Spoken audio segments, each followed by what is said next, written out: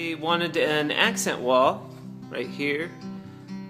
There are about 3.5 gallons of material per each bucket. I have one extra just in case, and there's a bottle of product and a box of mud.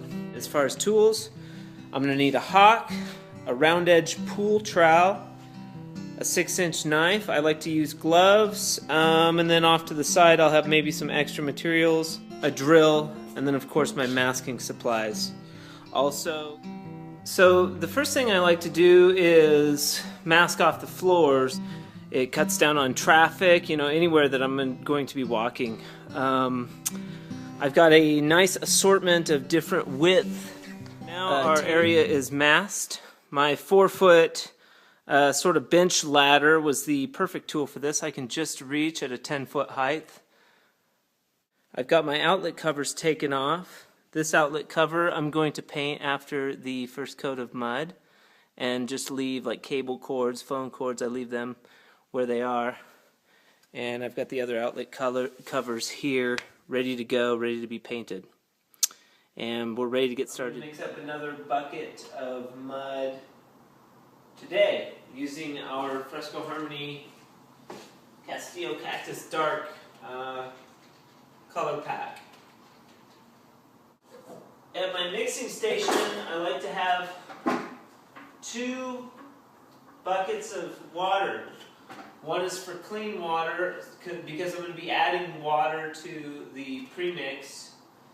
One is dirty water that I put my beater in and I clean my tools in. Now before I mix, I'm going to add water.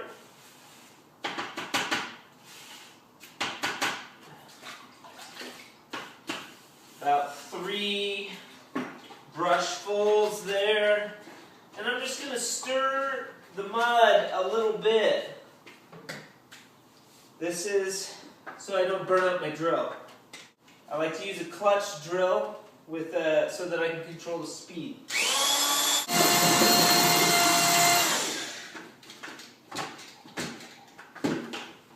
Mud always comes out too hard, so I always have to soften the premix. Once my premix has been softened to a nice consistency, workable consistency, I can add the pigment. And the purpose for that, mixing the mud prior to adding pigment, is so that I get good consistency with my colorant and I don't get any on the side. So I'm going to shake this really good before I put it in.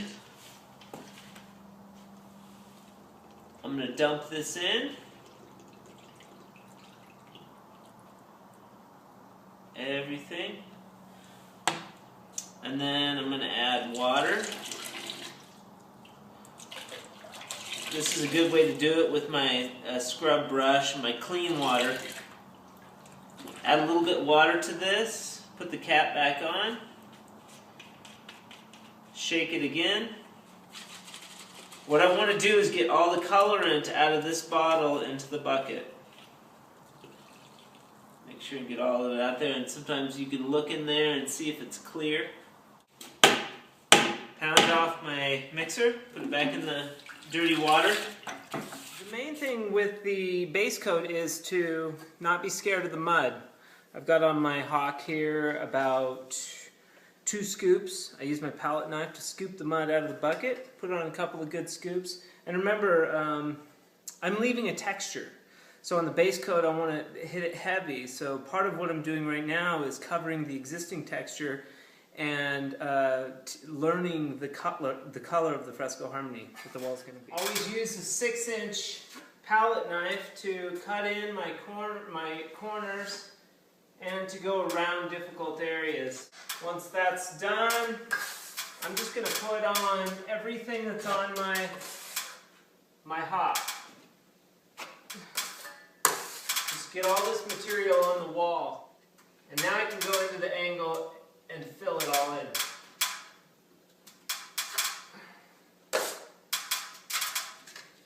I'm going to put everything on my hawk and trowel on the wall before I go back and get get more mud.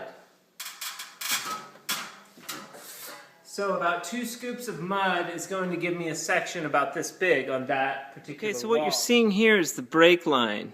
The lines that are being left behind is the texture. Notice I'm leaving a lightning bolt sort of round edge. There's no digging, there's no chowder, there's no bumpiness. It's a nice, smooth, full cover. Now it's going to take you maybe a little bit of practice to, get the hang of it. You certainly don't have to do it exactly the way I'm doing it, but essentially I'm putting the Fresco Harmony on the wall. Notice once again, I'm not going all the way into the angle. I wait until I come back to clean that up, get a little bit on my trowel, and then I can pull it into the angle. Nice and pretty. I'm keeping a very consistent layer of Fresco Harmony on the wall. About a 1/16 to a 32nd of an inch. And now I go back and I smooth out my puzzle piece. I get to a lower angle. I use my 6-inch palette knife to cut in smaller square things. I can clean up around outlet boxes with it. I'm replacing the existing texture with the new base coat Fresco Harmony texture. I'm conscious to not spill a bunch of Fresco Harmony all over the floor. Not because the spill makes a mess, but because I will end up standing in it and tracking it all over the house. So if I do spill some, I just make sure and pick it up right away. Always working left to right. I'm leaving the design behind me as I move toward the right. Part of why I go counterclockwise is so that I don't get my knuckles in the wet stuff. If I'm going the opposite, then I'm going to be bumping into a wall that I finished. This wall here took about,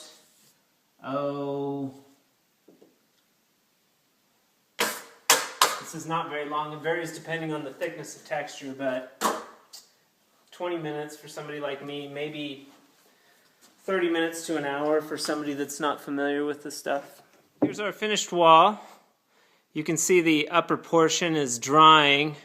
It's going to dry much, much lighter than what it goes on, and that's why swatches are so necessary. An accent wall is a great way to practice too.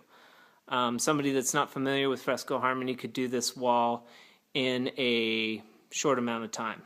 If I'm doing a section involving bullnose, round corners, windows, I'm going to treat it just like a regular wall. So, being conscious of my break line, I'm not going to make a break line that goes around the window. I'm going to treat the window as if it was just a solid wall. So my break line is kind of going to be here, and it's going to be up there a little bit. I'm taking away the orange peel, or the existing texture.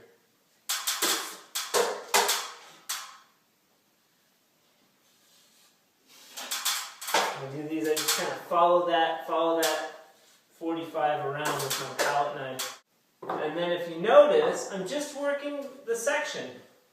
So I lay out a section, and I'm going to work this section until I'm done. I'm not going to start applying mud somewhere else. We ended up finishing these 2 walls with exactly enough out of one bucket.